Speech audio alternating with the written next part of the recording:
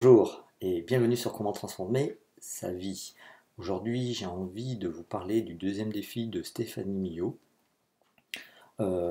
qui est en fin de compte, ça parle tout simplement du perfectionnisme. Alors, le perfectionnisme, en fin de compte, c'est quoi? Et c'est surtout, moi j'en apprends une bien bonne, parce que apprendre que le perfectionnisme est un poison. Oups. Alors, ça veut dire quoi? En fin de compte, ça veut dire qu'il casse notre motivation et notre volonté. Toutes les tâches et activités deviennent énormes, voire insurmontables et intimidantes. De peur d'échouer ou d'être déçu, vous évitez d'agir. Vous évitez d'agir. Ou alors, vous procrastinez et vous remettez à plus tard. Alors là, merci Stéphanie, parce que c'est vrai qu'on ne s'en rend pas forcément compte. Et donc j'ai fait le point sur mes priorités et aujourd'hui je m'aperçois que mon perfectionnisme peut nuire à mon comportement, forcément. Et que le deuxième défi et c'est vrai que c'est assez intéressant. Donc le perfectionnisme et la tendance il a tendance à se comporter comme si la perfection pouvait et devait être atteinte. La forme extrême du perfectionnisme est même de considérer toute imperfection comme inacceptable. Oui, c'est vrai qu'on peut ne pas accepter certaines choses. En fin de compte, il faut décompresser et se laisser un petit peu emporter tranquillement sur notre bateau, sur la barque, hein, sur le fil de l'eau. Et donc voilà, le perfectionnisme est un poison, un véritable poison. Heureusement, le contenir et s'en débarrasser définitivement ou simplement de ne pas y succomber est possible. Pour vous y aider, alors là, elle nous propose 4 étapes et 3 outils. Donc voilà, alors donc en premier, en voyant les méfaits du perfectionnisme. Alors, le perfectionnisme, j'ai du mal à le dire, hein, casse vos motivations et votre volonté. Il diminue aussi votre efficacité et donc bien sûr votre bien-être en général. Il est source de stress en plus supplémentaire par rapport à la productivité de notre travail et de notre exigence, voilà. Et donc à notre comportement, il diminue notre estime personnelle sur les tâches qu'on veut faire, si on veut les faire trop bien et que ouais, justement on pense ne pas y arriver forcément puisque ça nuit à notre comportement. Et donc c'est un petit peu embêtant. Et il détériore aussi nos relations. Et c'est vrai que par rapport à ça, on peut être trop perfectionniste sur le regard des autres et les gens peuvent mal le recevoir. Donc c'est vrai que on est irritable, désagréable, voilà, on est par rapport à nos exigences avec les autres. Non, ça c'est vrai que on s'en rend bien compte que le perfectionnisme peut être vraiment un poison. Alors l'itinéraire d'un perfectionnisme. Alors quand j'étais enfant, ma mère arrêtait son activité professionnelle pour s'occuper de ses enfants, donc moi et son foyer. Cela aurait pu être la source de bonheur. Le problème, c'est que ma mère était perfectionniste et la maison n'était jamais assez propre ou rangée, le linge n'était assez jamais lavé, repassé, le repas n'était jamais suffisamment bon ou copieux, nos résultats scolaires n'étaient jamais assez bons, son mari n'était jamais assez présent. Puis ma mère a repris une activité professionnelle et son perfectionnisme est de nouveau venu la hanter. En fait, peu importe le cadre, la situation ou le lieu, et ça c'est vrai, pendant des années, ma mère n'a jamais vraiment été heureuse et au-delà d'elle, son entourage en a souffert, j'en ai souffert et son couple a exposé tout cela pendant tout cela parce qu'elle était perfectionniste. Voilà. Heureusement pour elle et pour nous, cela a bien changé. De temps en temps, il y a même un petit retour au naturel, mais elle sait le contenir et maintenant elle accepte et apprécie le bien plutôt que mieux, apprécie le bien plutôt que le mieux. Et elle est relâchée, détendue, elle sait profiter du moment présent et des personnes en sa présence. Et c'est vrai que, oui, alors, donc, il y a plusieurs remèdes et donc en fin de compte le perfectionnisme ça peut voilà, être au sein de la famille ou aussi au sein du travail et c'est vrai que c'est assez embêtant. Euh, hop, là, je corrige une petite erreur. Il y a un remède, alors avoir conscience de sa tendance au perfectionnisme, c'est vrai. Si on sait que on, on met le doigt justement sur le problème, on peut éventuellement s'en apercevoir soi-même ou par d'autres personnes. prendre conscience des effets négatifs et de sa souffrance par rapport à ça, et ça c'est vrai.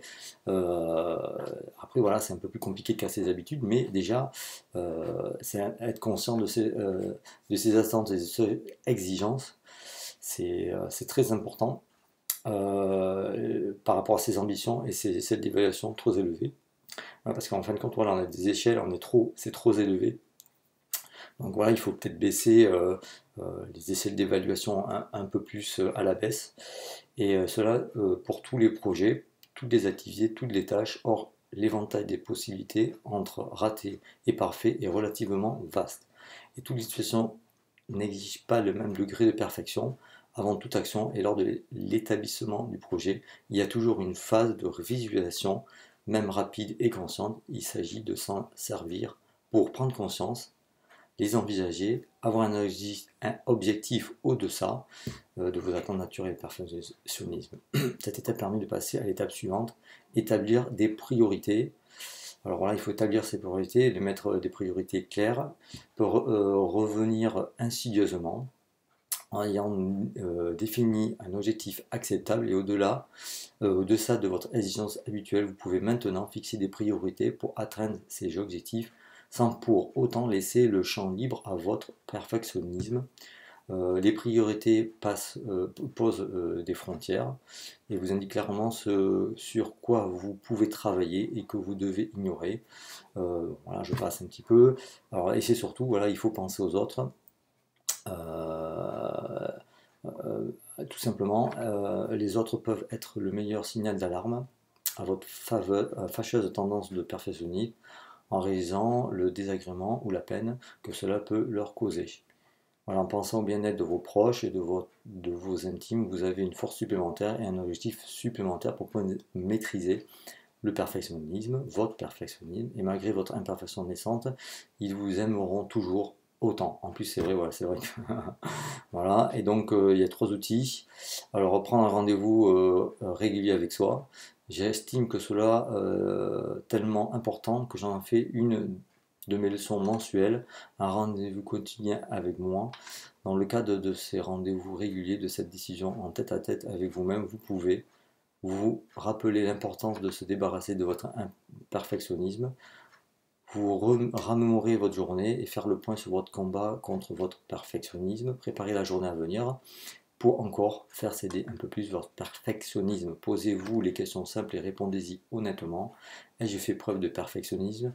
De ce fait, ai-je blessé ou été désagréable avec mon entourage? Que dois-je faire ou ne dois-je pas faire aujourd'hui pour remédier? Voilà. Alors, bornez le temps que vous allouez à vos tâches et activités. Bornez le temps que vous allouez à chaque domaine de votre vie. Conclusion, en fin de compte, bon voilà, je le fais assez rapidement, hein, voilà, j'ai fait un petit article et je reproduis un petit peu tout ce qui se disait sur le perfectionnisme.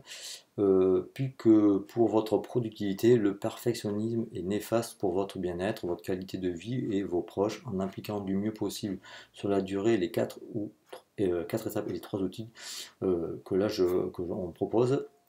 Vous viendrez à bout et vous en viendrez à bout et vous ne vous en porterez que mieux. Voilà, en fin de compte, c'est vrai que c'est assez intéressant. Faut savoir aussi que ben, vous pouvez vous renseigner sur Internet. Vous pouvez aussi lire des livres que j'ai sélectionnés. Alors, moi, je ne l'ai pas lu. C'est vrai que moi, je me suis rendu compte aussi que j'étais un petit peu trop perfectionniste, hein, voilà, niste. Et donc, voilà, il y a des livres aussi à lire dessus pour y remédier, pour contrôler votre perfectionnisme. Donc, moi, j'avais sélectionné un livre qui était sur Amazon. Alors, ces gens sont perfectionnistes, peuvent-ils être heureux de Monica Ramirez Basco. Je trouve que c'est le mieux noté et le plus intéressant à lire. Voilà, moi je pense que ça peut être intéressant, voilà, de vraiment se rendre compte que la perfection c'est pas la meilleure des choses. Voilà, faire mieux et toujours peut-être pourquoi pas s'améliorer si c'est pas top, mais voilà, on ne peut pas tout cadrer à 100% dans son domaine d'activité et son travail. et aussi à la maison.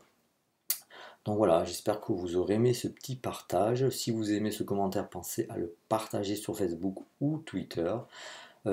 Pensez aussi à laisser un commentaire sur le blog, pourquoi pas, ça fera plaisir à moi et à ceux qui nous suivent.